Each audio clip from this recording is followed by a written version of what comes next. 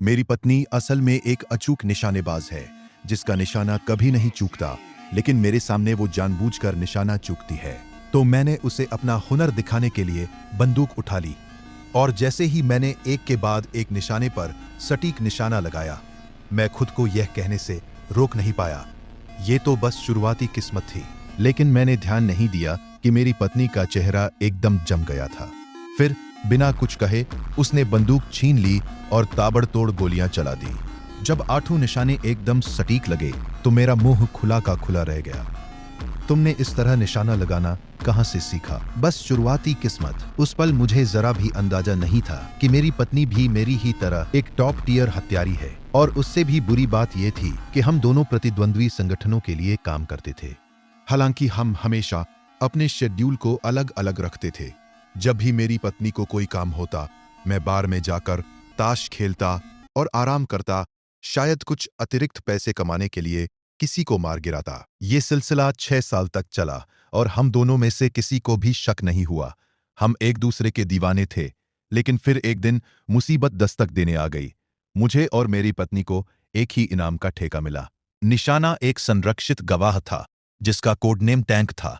उस समय हमें जरा भी अंदाजा नहीं था कि हम एक दूसरे के सबसे बुरे सपने बनने वाले हैं। जल्द ही मेरी पत्नी उस रेगिस्तान में पहुंच गई जहां निशाना था। उसने काफिले के रास्ते में जगह जगह बम लगा दिए, बस उनके निर्धारित क्षेत्र तक पहुंचने का इंतजार कर रही थी।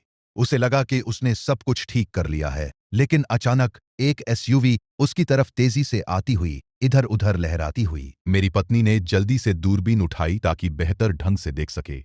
एसयूवी ने एक ड्रिफ्ट किया और फिसलते हुए सीधे बम के ट्रिगर मैकेनिज्म से टकरा गई। सभी विस्फोटक तुरंत उल्टी गिनती शुरू कर गए, यह देखकर कि काफिला अभी तक निर्धारित क्षेत्र तक नहीं पहुंचा था।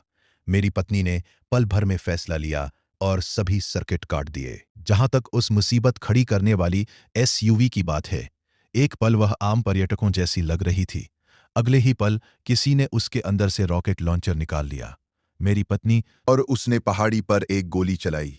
हालांकि मेरी पत्नी ने तुरंत प्रतिक्रिया करते हुए भाग निकली, लेकिन उस सारी अफरा तफरी के बाद हम दोनों में से कोई भी हत्या को अंजाम नहीं दे पाया। मुझे तुरंत एहसास हुआ कि यह हत्यारा कोई मजाक नहीं है। इसलिए मैं वापस गया और एक हैकर को ढूंढा, जिसने घटनास्थल पर छोड़े गए उसके कंप्यूटर से पता लगाया। लेकिन मुझे यह नहीं पता था कि मेरी पत्नी भी उस व्यक्ति को ढूंढने के लिए उतनी ही बेताब थी। लगातार फुटेज को बार बार देख रही थी, सुराग ढूंढने की कोशिश कर रही थी।